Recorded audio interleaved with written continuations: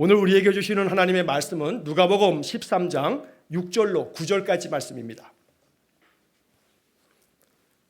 누가복음 13장 6절로 9절까지 말씀을 봉독합니다.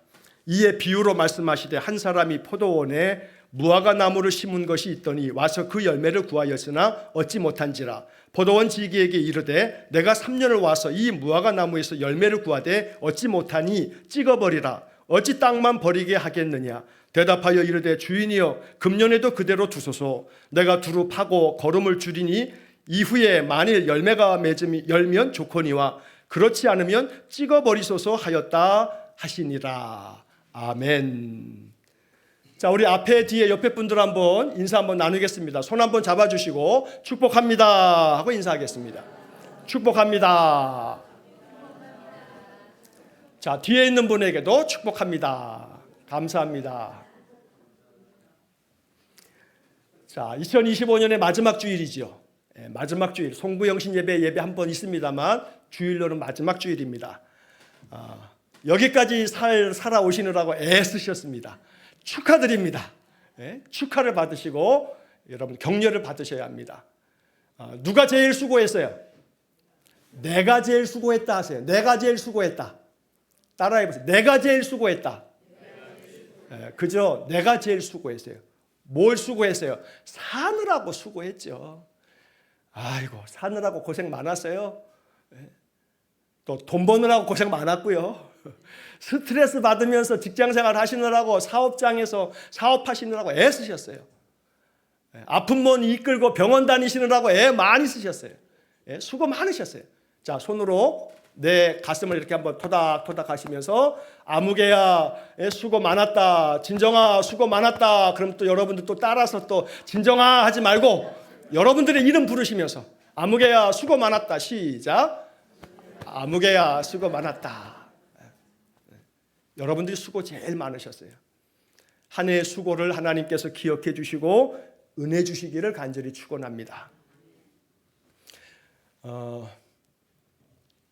엊그저께 금요일날 제가 구미를 갔다 왔어요. 경북 구미를. 제 아주 친한 친구, 여기 일산에서 목회하는 친구의 어머니가 돌아가셨어요.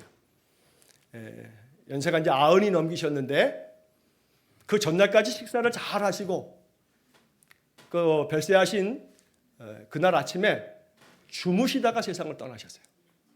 아이고 할렐루야. 그 친구한테 어머니 편찮으다는 얘기를 한 번도 들은 적이 없거든요. 우리도 놀랐어요. 연락을 했어요. 야, 어머니 편찮으다는 말씀 한 번도 안 했잖아. 그런데 어제까지 식사하시고 다 그러셨는데 오늘 아침에 주무시다가 아침에 하나님 부르셨어. 아침에 어머니가 기척이 없어서 깨우려고 했더니 어머니 하나님 부르셨어. 그래가지고 장례가 진행돼서 내일 발인을 해요. 그래서 금요일날 제가 구미까지 우리 친구들 한둘하고 다녀왔어요. 그러면서 많은 생각을 했어요. 참 복된 어른이시다. 인생 90 넘게 사시고 그 전날까지 식사 잘 하시고 잘 지나시고 저녁에 주무시는데 아침에 깨어나지 않으시고 주무시다가 하나님 나라 가셨으니 이것만큼 그저 복이 많죠, 권사님. 진짜 복이 많아요. 자, 그런데 오늘 왜 이 이야기를 하냐면 그 친구한테 부고를 받고서 저도 놀랬거든요. 부고 이야기를 좀 하나 하면서 이야기를 시작하려고 그래요. 부고 이야기와 관계돼서 그 아주 유명한 일화 중에 우리가 잘 모르는 일화가 하나가 있어요. 노벨 알죠? 노벨상을 만들어서 노벨상을 매년 이렇게 세상에 크게 기여한 사람들에게 각 분야별로 상을 주는 노벨상을 제정한 노벨. 이 사람의 원 이름은 알프레드 노벨인데 이 알프레드 노벨은 사실은 다이너마이트, 폭탄 있잖아요. 폭탄, 다이너마이트. 이거를 발명했죠. 그래가지고 돈을 무지하게 번 사람이에요. 다이너마이트 만들어가지고 아주 돈 무지하게 번 사람이거든요. 자, 그런데 이 노벨이 1888년 어느 날 신문 기사를 읽다가 깜짝 놀랐어요. 부고 기사가 났는데 누구 부고냐면 자기 부고. 알프레드 노벨 죽었다는 부고를 본 거예요. 이게 뭐 황당한 시츄에이션. 자기가 멀쩡하게 살아있는데 자기가 죽었다고 신문기사가 난 거예요. 와, 그래서 이 사람이 이 신문기사 부고를 다 읽었어요. 제목이 뭐냐면 죽음의 상인 사망하다. 그런데 그 밑에 기사가 이런 기사였다 그래요. 죽음의 상인이 죽었다. 박사 알프레드 노벨 그 어느 때보다도 빨리 더 많은 사람을 죽이는 방법을 찾아내서 부자가 된 인물 어제 사망하다. 이게 신문 기사였다 그래요. 이 사람이 충격을 먹었어요. 왜요? 죽음의 상인이라는 말에. 죽음의 상인. 내가 죽었다고 부가가 났는데 이거 오보인데 나라고 하는 인물을 내가 죽고 난 다음에 세상 사람들이 평가하기를 죽음의 상인이라고 평가하면서 어느 때보다도 빨리 더 많은 사람을 죽이는 방법을 찾아내서 부자가 된 인물, 내가 그렇게 평가됐다라는 거예요. 이 노벨이 이 기사를 읽고 충격을 먹고서 자신의 유언장을 다시 수정을 했답니다. 자기가 다이아마이트 만들어서 다이너마이트 발명하고 그걸로 무지하게 떼돈을 번 이 사람이 유언장을 수정해서 자기의 그 막대한 그 재산을 인류 복지에 가장 큰 공헌을 한 사람에게 수여하는 노벨상을 제정하는 데 사용하도록 그렇게 인생을 바꿨답니다. 실제로 이 알프레드 노벨은 그리고 난 다음에 한 8년쯤 지나서 1896년 12월 10일 날 세상을 떠났답니다. 그리고 그때는 정식으로 부고 기사가 제대로 게재가 된 거죠. 인류에 공헌한 사람들을 기억하게 만드는 그런 계기가 됐던 사건, 자기 자신의 이 부고 기사를 읽고 이 알프레드는 자신의 인생을 돌아본 겁니다. 인생을 결산한 거죠. 자신의 인생의 결산서를 다시 한번 생각해 본 겁니다. 알프레드 노벨에게 그 신문 기사에 잘못 오보로 나온 자기 부고 기사는 자기 인생에 대한 결산서였던 거예요. 결산서. 연말을 즈음하면 기업마다 결산 보고를 신문에다도 내죠. 대차 대조표도 내고 결산 보고도 딱 이렇게 신문에 게재합니다. 그래서 이 기업이 얼마나 어떠한 기업인가를, 우리 기업이 얼만큼 건강한 기업인가를 세상에 공포를 합니다. 신문에 다 게재합니다. 자, 그래서 이제 오늘 우리는 2025년을 보내는 이 마지막 주일에 한 해를 마무리하면서 인생에 있어서 한 페이지입니다만 2025년도에 내 인생 결산서를 하나님께서 쓰신다면 뭐라고 쓰실까? 아무개 목사, 아무개 장로, 아무개 권사, 아무개 집사 2025년 너의 인생 결산은 이렇다 하고 내 인생 결산을 하나님께서 쓰신다면 그 결산서의 제목은 뭐라고 붙여놓으실까? 죽음의 상인 이렇게 붙여놓을까? 2025년 아무개 장로, 아무개 권사, 아무개 집사 이런 열매를 맺었다 하고 쓰실까? 그래서 올 한 해를 돌아보면서 오늘 누가복음 13장의 이야기로 어떤 마음으로 올 한 해를 마무리해야 할지, 어떤 마음으로 새해를 준비해야 할지 한 서너 가지의 이야기를 본문에서 우리가 묵상하려고 합니다.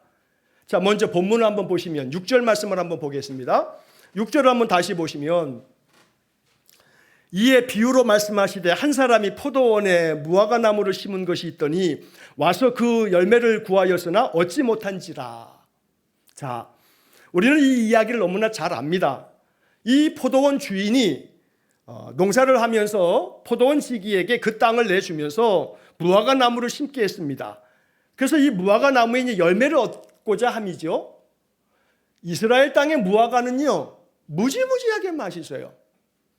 우리나라도 저 남도 지방에 무화과가 이렇게 열리지 않습니까? 무화과 이제 가을에 무화과가 되면 이 무화과 이렇게 딱 반으로 쪼개면 거기에 이제 빨간 그 알갱이처럼 이렇게 탁 해서 한번 탁 깨물어 먹으면 그 단맛이 육즙이 살아 있어가지고 말이에요. 무화과는 육즙이 아닌데 과즙이 살아 있어가지고 아주 얼마나 상큼하고 맛있어요. 그런데 비교도 안 돼요. 이 팔레스타인의 무화과는요 당도가 이루 말할 수가 없어요. 이거 설탕을 집어넣나 싶을 정도로 아주 맛있어요. 옛날에 성지를 한번 그때 갈 길이 있어서 불광동에 은광교에 있을 때 거기는 부목사 부임하면 3년이 지나면 성지 순례를 교회에서 보내주거든요. 그래서 한 25년 전입니다만 한번 갔다 왔는데 무화과가 이렇게 맛있다라고 하는 것을 제가 처음 알았어요. 성경에서 무화과라고 하는 얘기만 나오면 그때 그 무화과 먹었던 게 입에서 이렇게 막 침이 고여요. 지금도 상상하면. 자, 이 무화과 나무를 심어놓고 열매를 구했어요. 그러나 6절 마지막에 뭐라고 되어 있습니까? 그 열매를 구하였으나 얻지 못한지라. 자, 이 포도원 주인은 그 무화과 나무를 심었어요. 뭘 바라고 심은 거예요? 열매를 바라고 심죠. 무화과 나무가 아무리 잎이 무성해서 푸르른 잎을 많이 자랑하고 가지가 아무리 많아도 소용없어요. 뭐가 있어야 돼요? 열매가 있어야 돼요. 열매 없으면요, 다 소용없죠. 그런데 그 열매를 구했는데, 열매를 좀 얻기를 바랬는데 열매가 없더라 이 말이에요. 이 얘기가 우리에게 주는 메시지가 있죠. 하나님 묻는 거예요. 너는 열매가 있더냐? 2025년 한 해를 살았는데 네 열매는 뭐냐? 하나님 묻죠, 우리에게. 성경은 항상 우리에게 얘기하시는 주님의 음성이거든요. 열매를 구하였으나, 하나님이 열매를 구한다고요. 열매 내놔. 네 열매를 내놓으라고. 하나님이 우리에게 묻는 거예요. 연말이 됐으니 연말 한 해를 정리하면서 이 하나님의 음성을 듣고자 이 본문을 선택했어요. 선택은 목사가 했으나 하나님이 지금 이 순간 우리에게 말씀하시는 것으로 믿어요. 열매를 구하였으나 내가 너에게 열매를 구한다. 네 열매를 내놔라 하시는데, 만약 여기 지금 써 있는 것처럼 얻지 못한지라 라고 한다면 안타까움이 그지없죠. 열매를 구하였으나 열매를 이만큼 내어놓았다가 돼야 되지 않겠습니까? 근데 오늘 이야기는 그렇지 못했어요. 열매를 얻지 못한지라. 이렇게 이제 이야기가 흘러가요. 자, 열매 없는 무화과 나무, 열매 없는 신자. 종교적인 행위는 있는데, 종교적인 행위는 많은데, 예배도 많이 드리고 성경도 많이 읽고 찬송도 부르고 헌금도 하고 종교적인 활동은 많은데, 그리고 가지는 많은데 먹을 게 없네. 하나님이 볼 때 하나님이 원하시는 열매가 없어요. 가지는 많은데, 이파리는 많은데 열매가 없더라.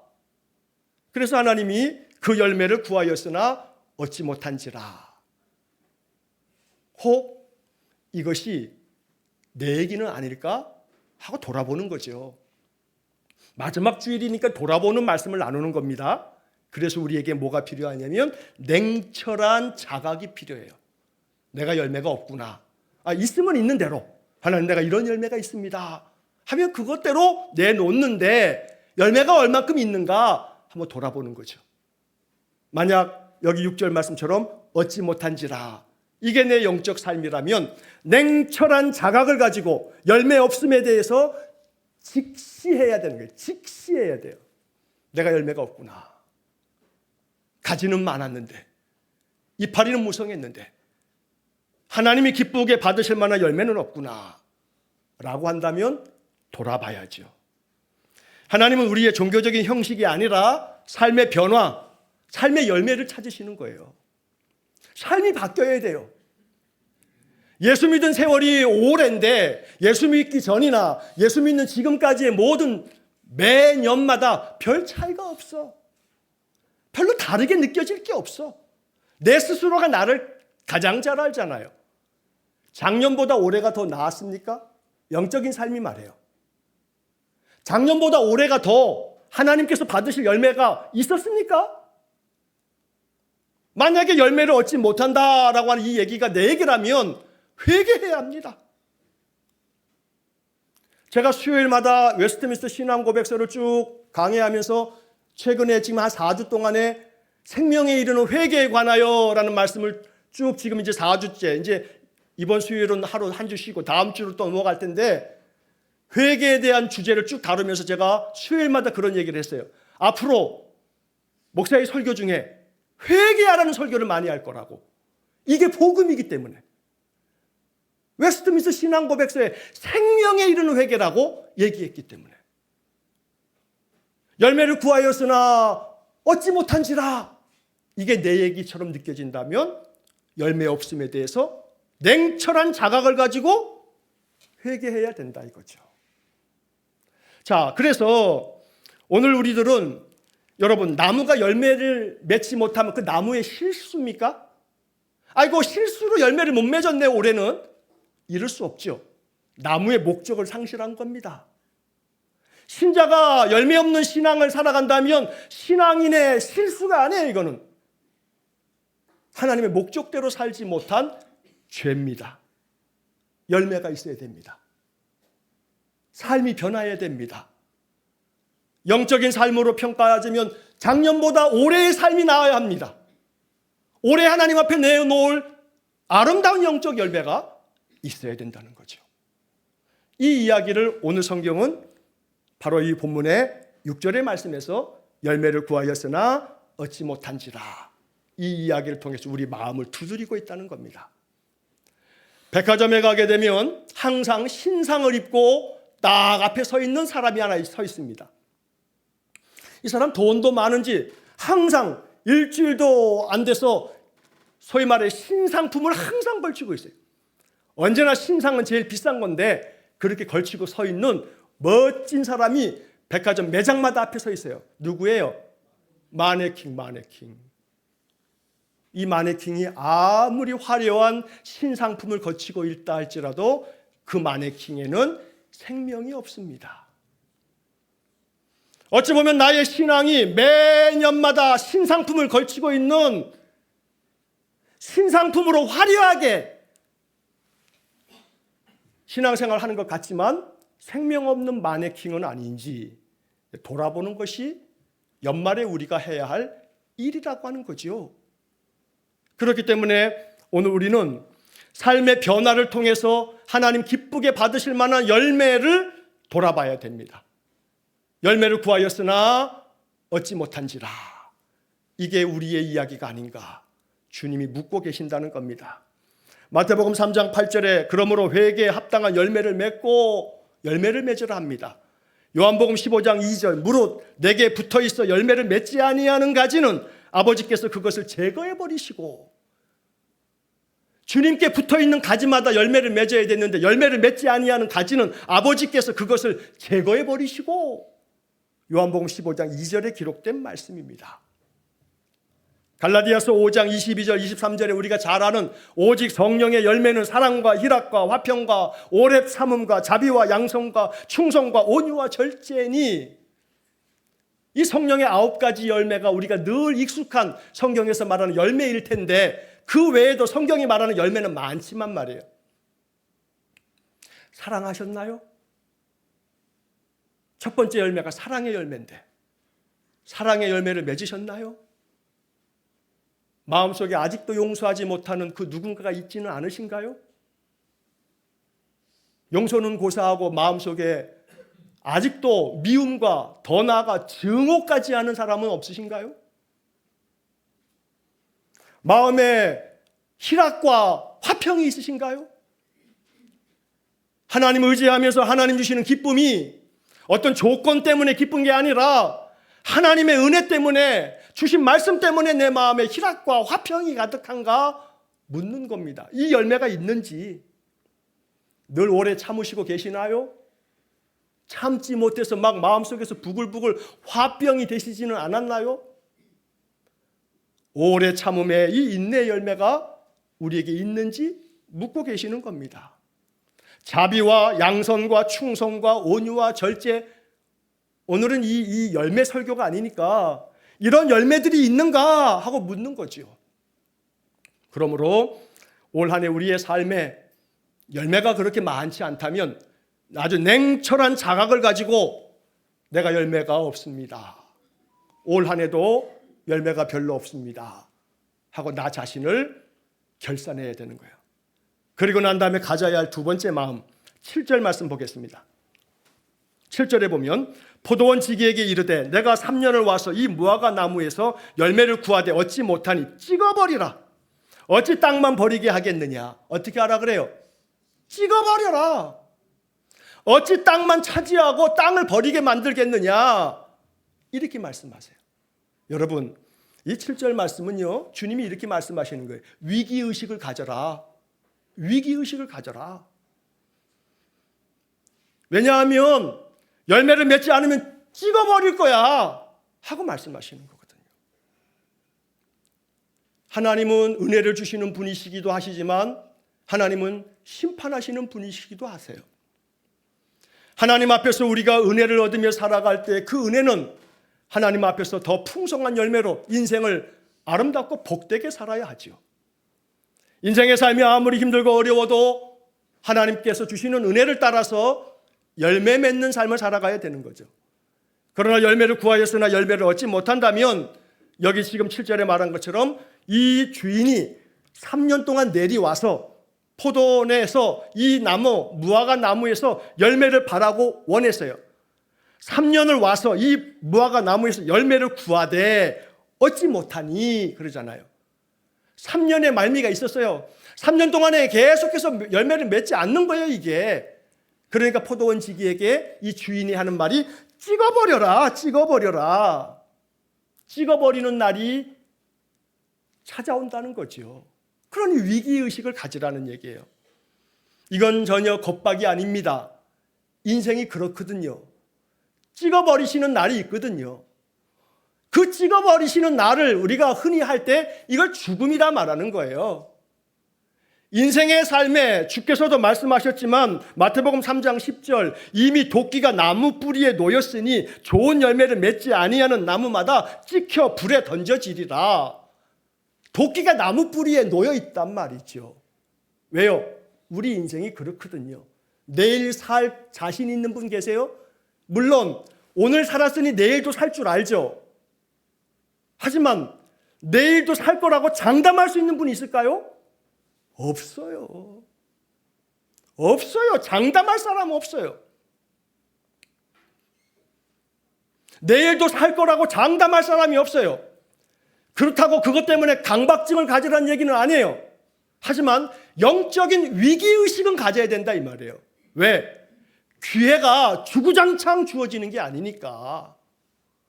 언젠가 찍어버리시는 날이 있으니까. 그러니까 내게 주어진 기회를 하나님 또 기회를 주실 거예요. 2026년 한 해를 살 거예요. 우리가 2026년도 은혜 안에 살 줄로 믿어요. 그러나 그 한 해가 마지막 기회일 수도 있기 때문에 마지막 기회를 얻는 사람처럼 오늘 성경에서도 말한 것처럼 주인이여 그대로 두소서, 금년에도 그대로 두소서라고 말하는 것처럼 우리는 기회를 얻을 거예요. 하지만 이것이 우리의 나태나 안일함이 돼서는 안 된다는 거죠. 위기의식을 가져야 돼요. 그리고 열매를 맺는 삶이 돼야 돼요. 여러분, 끓는 물속의 개구리 이야기를 아실 겁니다. 아마 이 얘기를 들어보셨을 거예요. 개구리가 뜨거운 물속에 휙 던져놓으면요, 얘가 아 뜨거워! 하고서 그냥 팍 튀어나올 거예요. 그러나 이 개구리를 시원한 물속에다가 가마솥에서 딱 넣고서 슬슬 군부를 떼면요, 처음에는 시원하니까 이렇게 막 이렇게 수영하다가 아이고 따뜻하다 그러면 아마 이놈이 한번 뒤집어 뒤로 누울 거예요. 이렇게 아이고 그러면서 땀 흘리면서 이렇게 덥냐 그러다가 얘가 죽을 거예요 아마. 가마솥에 들어가 있는 이 개구리 새끼 마냥 우리들이 영적으로 나태해지고 안일해지는 것이 슬그머니 조금씩 찾아오다 보면 이렇게 도끼가 나무 뿌리에 찍혀지는 찍어버려라 라고 하는 오늘 이야기가 내 얘기가 될 수 있는 거예요. 그러니까 항상 깨어 있어야 합니다. 깨어서 내게 열매가 있는 삶이 되도록 삶을 변화시켜 나아가며 하루하루 내게 주신 삶을 어떻게든 하나님의 은혜 안에 주님 붙들고 살아가야 되죠. 자, 이어서 8절 말씀 보겠습니다. 8절에 이렇게 말씀합니다. 이제 포도원 지기가 대답합니다.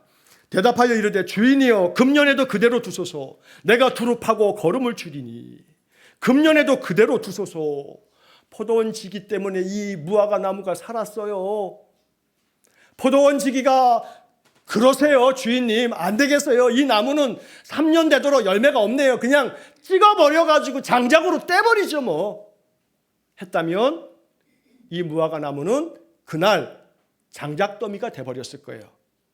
새까만 잿더미로 끝나버렸겠죠. 장작이 됐을 테니까요. 하지만 이 포도원 지기가 마치 중보자 역할을 하듯이 주인에게 말합니다. 금년에도 그대로 두소서. 금년에도 그대로 두소서. 한 번 더 기회를 주십시오. 라고 주인에게 청하는 겁니다. 한 번 더 기회를 주십시오. 오늘 설교의 제목이 그겁니다. 한 번 더 기회를 주소서. 2026년 우리에게 주어질 겁니다. 2026년도 하나님의 은혜 안에 살 겁니다. 그러나 아셔야 합니다. 한 번 더 주신 기회인 것을. 한 번 더 기회를 주신 겁니다. 그 다음 2027년도, 2028년도, 2029년도 계속 주실 거라고 착각하면 안 됩니다. 착각하면 안 됩니다. 제 친구 하나 신학교 동기가 20살에 죽었습니다. 자취하다가 자취방에서 잠을 자고 그 다음날 일어나지 못해서 자취방에 이놈이 수업에 안 들어와서 들어갔더니 그 자취방 찾아갔더니 시체가 되어 있었습니다. 신학교 1학년 때 얘기입니다. 제 친구 한 놈은 전임 전도사 하다가 죽었습니다. 새벽 예배 마치고 집에 돌아가다가 자동차로 비 오는 날 아침이었는데 신호대기 하고 있다가 저쪽 건너편에서 중장비를 실은 덤프 트럭이 오다가 미끄러져가지고 얘 차를 덮쳐가지고 용산의 중앙대병원에서 이 뇌를 열어놓고 한 달 동안 이게 부풀어 올라가지고 그러다 죽었습니다. 새벽 예배 마치고 가다가 또 죽었습니다. 그 친구는 100일 된 딸이 있었습니다. 딸 100일 지나고 난 다음에 그렇게 세상 떠났습니다.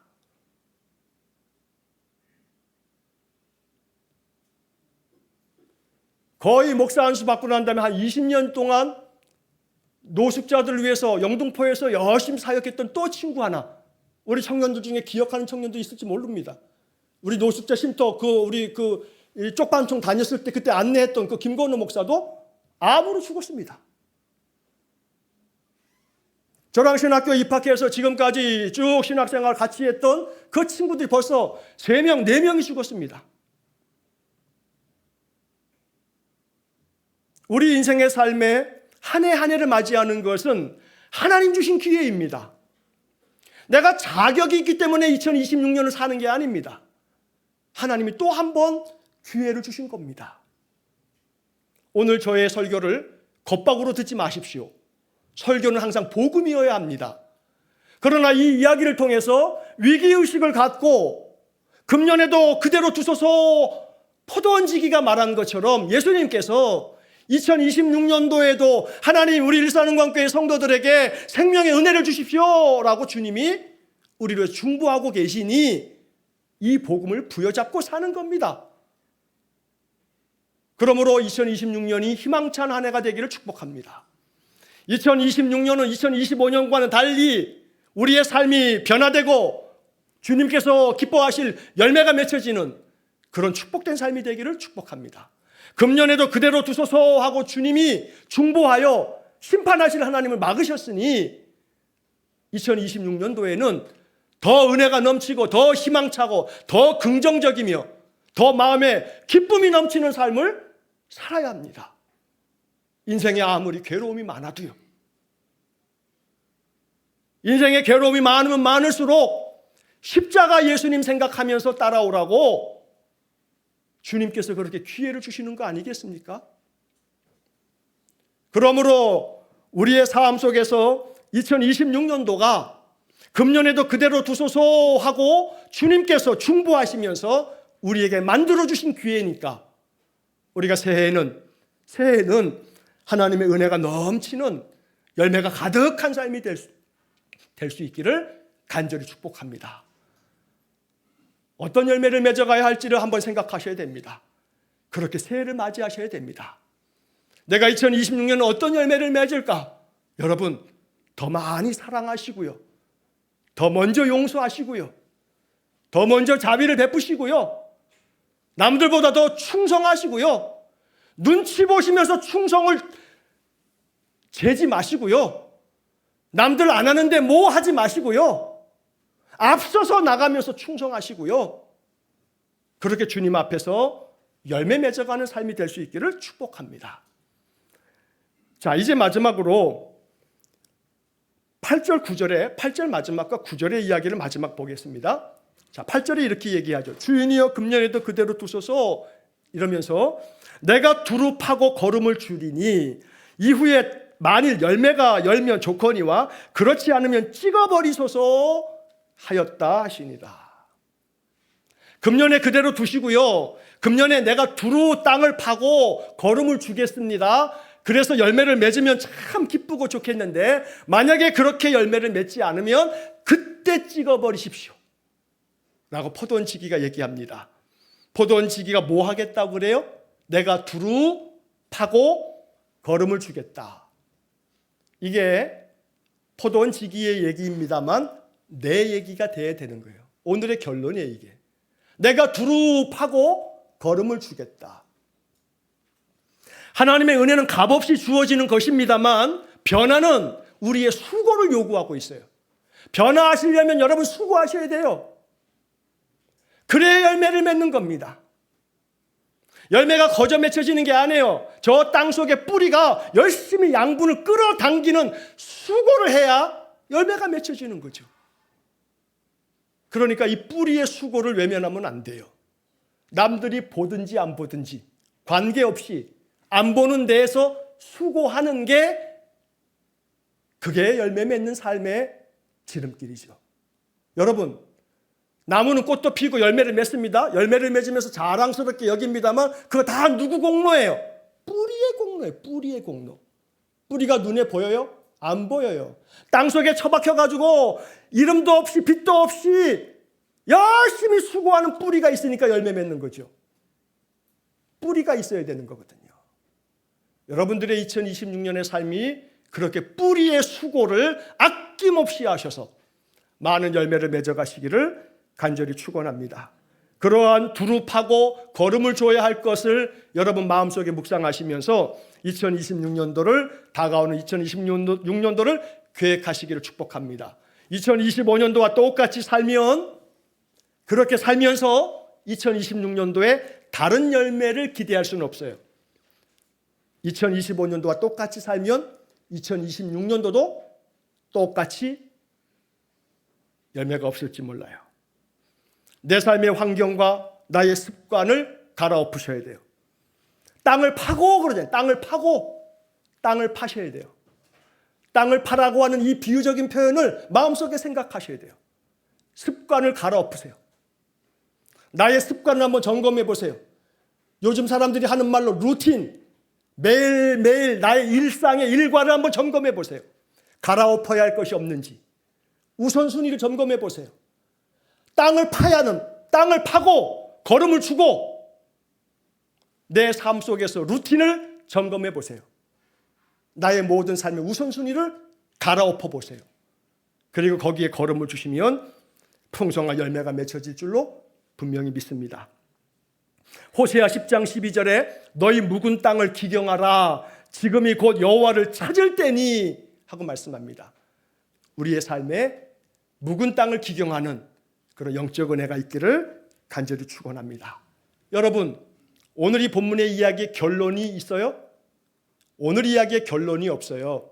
무슨 얘기냐면 이렇게 해서 기회를 얻었죠. 금년에도 그대로 두소서 내가 땅을 파고 거름을 줄이니 열매를 맺으면 좋거니와 열매를 맺지 아니하면 찍어버리소서. 그때 그 다음에 끝나죠. 이야기가.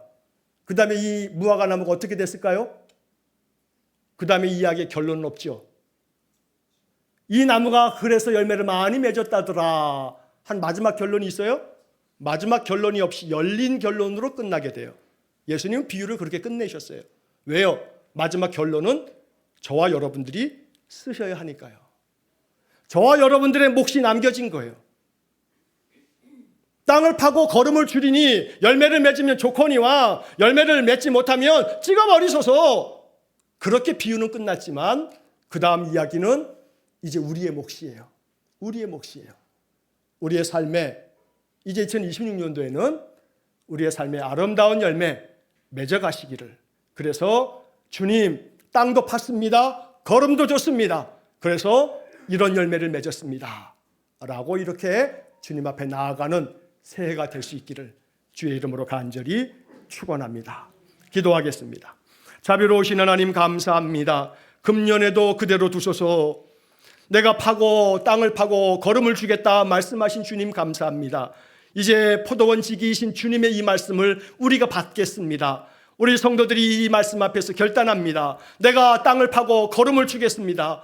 이제 이렇게 기도하면서 올 한 해를 마무리하고 새해를 맞이하게 해 주옵소서. 그리하여 땅을 파듯이 내 삶의 우선순위를 재조정하고 나의 일상의 루틴을 다시 한번 점검하면서 하나님께서 기뻐 받으실 열매 맺는 삶이 되도록, 삶이 변화되어져 가도록 우리의 삶을 바꾸어가는 우리 귀한 성도들 되게 해 주옵소서. 그리하여 하나님 앞에 서는 그날 하나님 앞에 기쁨으로 나의 열매를 내어드리면서 하나님의 영광을 얻는 귀한 성도들 되게 해 주옵소서. 예수님 이름으로 기도하옵나이다. 아멘. 우리 구주 예수 그리스도의 은혜와 하나님 아버지의 극진하신 사랑과 성령의 교통하심이 또 한 번 기회를 주시면 열매 맺는 삶을 살겠으니 다시 한번 기회를 주셔서 풍성한 열매로 주님 앞에 나아가기를 결단하며 기도하는 머리 숙인 귀한 성도들 위해와 저들 가정과 온 가족들 위해 우리 성도들의 산업 위해와 주의 몸된 교회와 이 나라 이 민족 위해 우리가 파송한 이종수 목사님과 그 가정과 사역 위에 세상 열방 위에 영원토록 함께 하시길 축원하옵나이다. 아멘.